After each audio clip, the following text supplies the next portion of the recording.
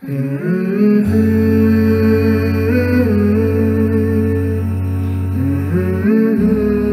biasa ya, umumnya anak SMA ketika tamat SMA ingin lanjut kuliah gitu kan. Nah itu di masa-masa kuliah itu mungkin masa-masa paling gelap mungkin ya kalau bisa dikatakan seperti itu. Ternyata di budaya mungkin ya, budaya tempat kerjanya ini ya bisa dibilang ada banyak manipulasi lah gitu, manipulasi. Anda pinjam flash disknya untuk suatu keperluan kan, kemudian ada Anda lihat kayak folder materi-materi Islam gitu, terus Anda buka. Bismillahirrahmanirrahim. Assalamualaikum warahmatullahi wabarakatuh. Alhamdulillah, wassalatu wassalamu ala rasulillah wa ala alihi wa ashabihi wa man wala amma ba'du. Sahabat semua, Nabi SAW bersabda yang diriwayatkan oleh At-Tirmidzi dan Ibnu Majah. Dalam hadis tersebut Rasulullah SAW mengatakan, kullu bani Adam khatta'un wa khairul khatta'in at-tawwabun.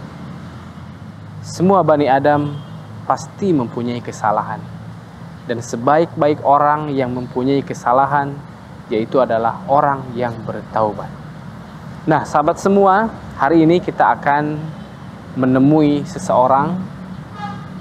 Kita akan berbicara mengenai kisah hijrah, kisah taubatnya, bagaimana beliau menghadapi, melewati rintangan-rintangan dalam bertaubat, meninggalkan sesuatu yang diharamkan oleh Allah Subhanahu wa Ta'ala. Dan mudah-mudahan nantinya banyak pelajaran-pelajaran yang dapat kita ambil. Dan sahabat semua, marilah simak kisah berikut ini, semoga menginspirasi kita semua.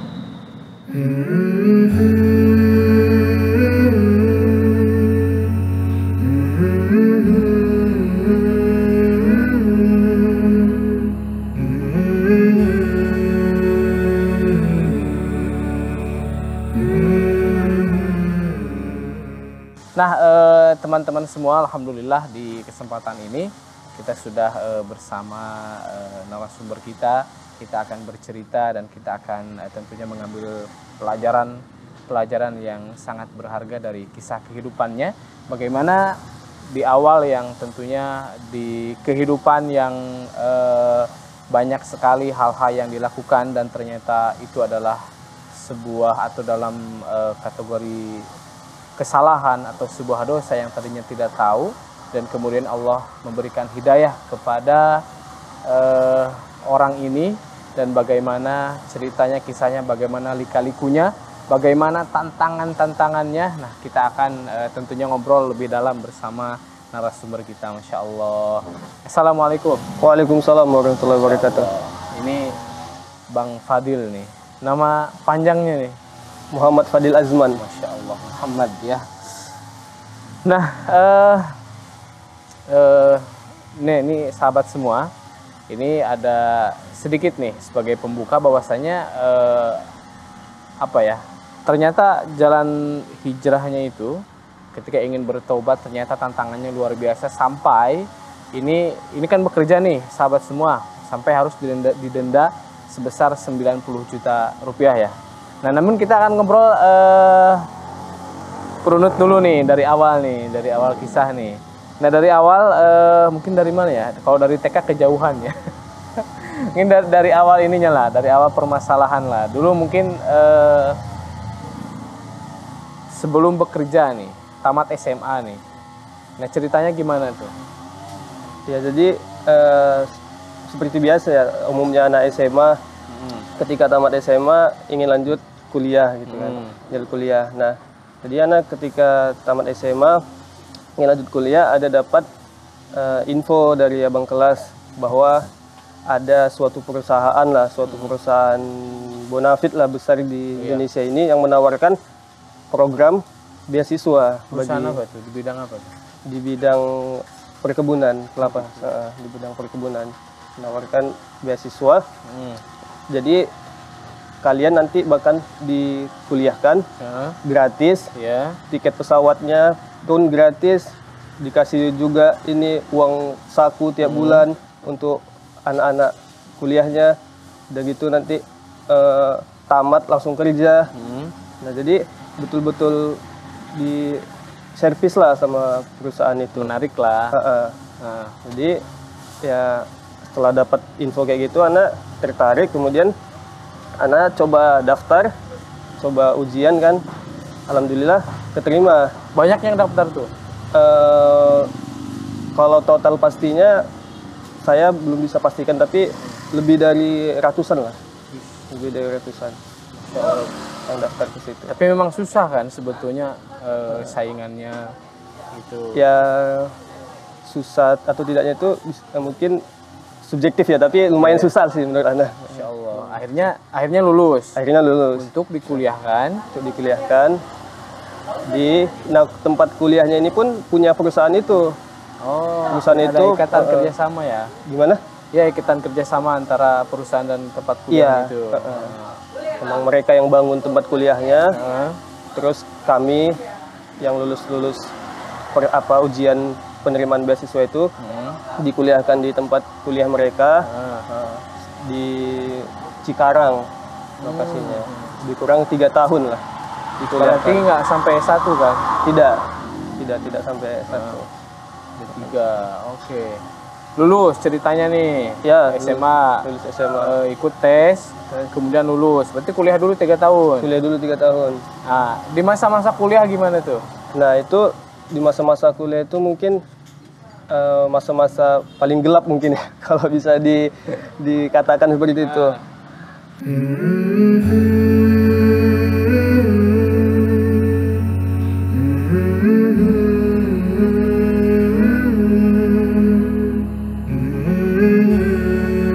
Mungkin kalau abang pernah baca kitab Al-Kabair ya, Al-Kabair dosa-dosa besar yang dikarang oleh Al-Imam Az-Zahabi ya, rahimahullah. Itu kan ada sekitar 76 dosa besar itu kan. Mungkin untuk meringkasnya, mungkin hampir mayoritas 76 dosa besar itu udah dilakukan seperti itu. Allah musta'an. Ngeri juga ya. Kecuali membunuh lah, mungkin membunuh enggak. Tapi kelamnya mungkin kira-kira seperti itulah. Tapi itu kan belum tahu itu. Belum tahu itu dosa besar. Belum. Habis itu kan macam lah ya, berbagai hal sudah dilakukan. Tamat nih kuliah.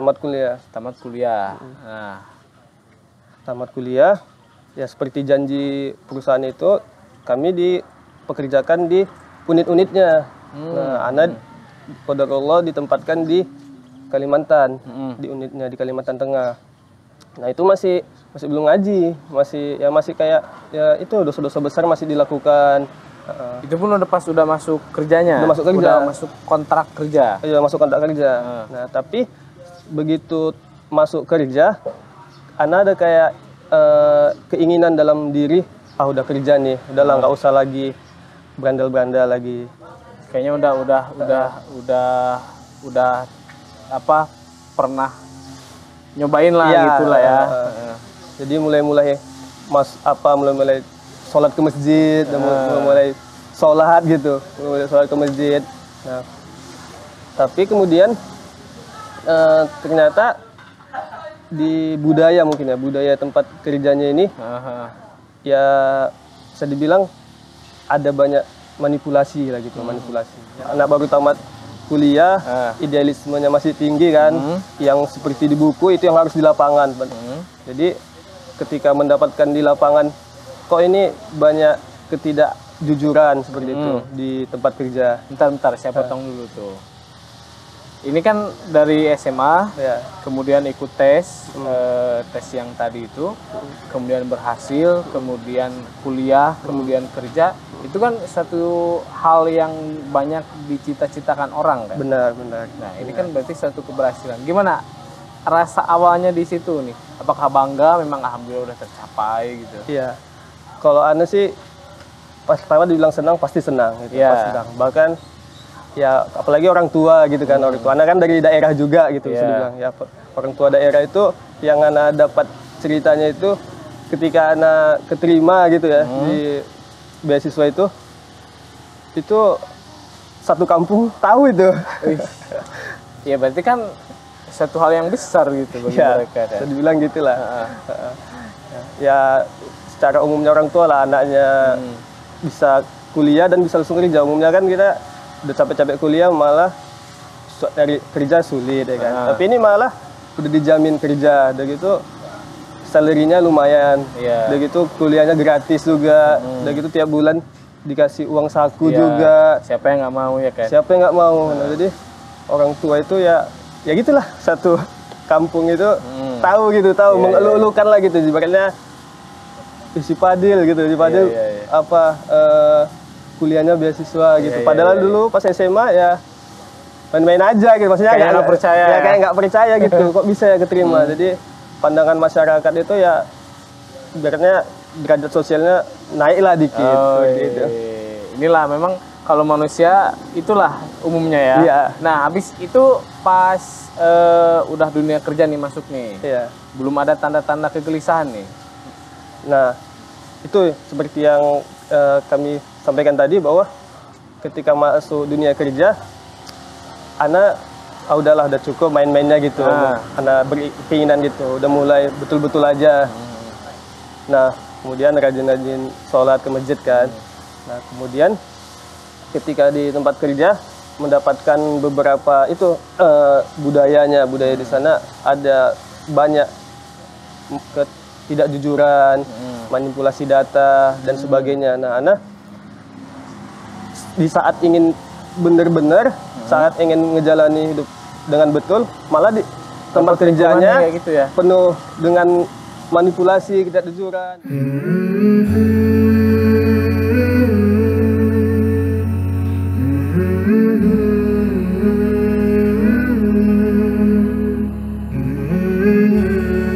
Kayak bertentangan dalam hati. Tapi itu belum ngaji kan? Belum. Belum ngaji. Berarti itu mungkin awal masuk hidayah ya? Iya, mungkin gini. Jadi walaupun kayak tadi kan seperti yang kita kisahkan, walaupun dari awal dari SMA kuliah saya masih banyak melakukan dosa-dosa besar, tapi ada satu prinsip yang anak pegang, dan ini diajarkan oleh ayah saya juga sih. Ya itu, jangan berbohong. Jangan berbohong. Pokoknya taatin aturan, jangan berbohong. Nah, jadi satu prinsip ini itu selain yang dosa-dosa besar lain, satu prinsip ini yang terus anak pegang.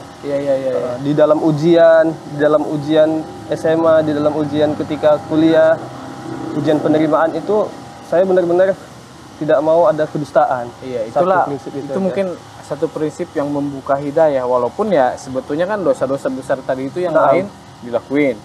Tapi kalau masalah kejujuran, emang betul-betul diblok, nggak bisa sama sekali ya. Kalau masalah kedustaan itu. Jadi, ini dulu posisi kerjanya udah lumayan mantap lah ya. Lumayan. Posisi kerjanya lumayan, alhamdulillah.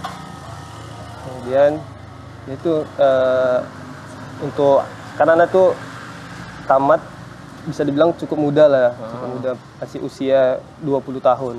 20 tahun kan tamat kuliah. Dan di tahun itu kan tahun 2015-2016. Itu untuk anak 20 tahun, anak di salary-nya ya lebih kurang 7. Gaji udah 7 juta. 7 juta. Di angka 7 juta lah ya. Itu udah kayaknya pencapaian yang luar biasa. Pencapaian luar biasa. Dan itu dikasih rumah, dikasih kendaraan sama perusahaan tersebut, dikasih rumah, kendaraan, ya dan tunjangan-tunjangan lain lah. Ada gaji 13, gaji 14-nya. Berarti kalau kayaknya udah dapatkan itu, kayaknya udah dapat semua lah gitu. Iya. Tinggal menikmati gitu ya sebetulnya. Tapi ada itu tadi yang bertentangan di hati. Tapi satu prinsip itu aja yang anak nggak bisa tinggalkan, itu ikutin aturan, jangan berdusta. Dan pas masuk tempat kerja itu pula yang fokus utamanya, banyak ketidakjujuran, banyak manipulasi. Nggak bisa dihindari. Nah itu goal sana sebenarnya kemarin pas masuk kerja itu kan. Anak ingin merubah sistem ini gitu. Anak ingin merubah Sistemnya kan udah besar. Nah, Sistem sendiri. ibaratnya anak ingin merubah sistem di tempat perusahaan itu udah tidak ada lagi manipulasi, tidak ada lagi ketidakjujuran. Semua harus ganggu makan orang lah kayak gitu. Nah, semua harus. Tapi anak alami ya lu siapa sih gitu. Anak baru tamat masih 20-an masuk ke sini kok udah sok-sok ngubah budaya kita di sini gitu.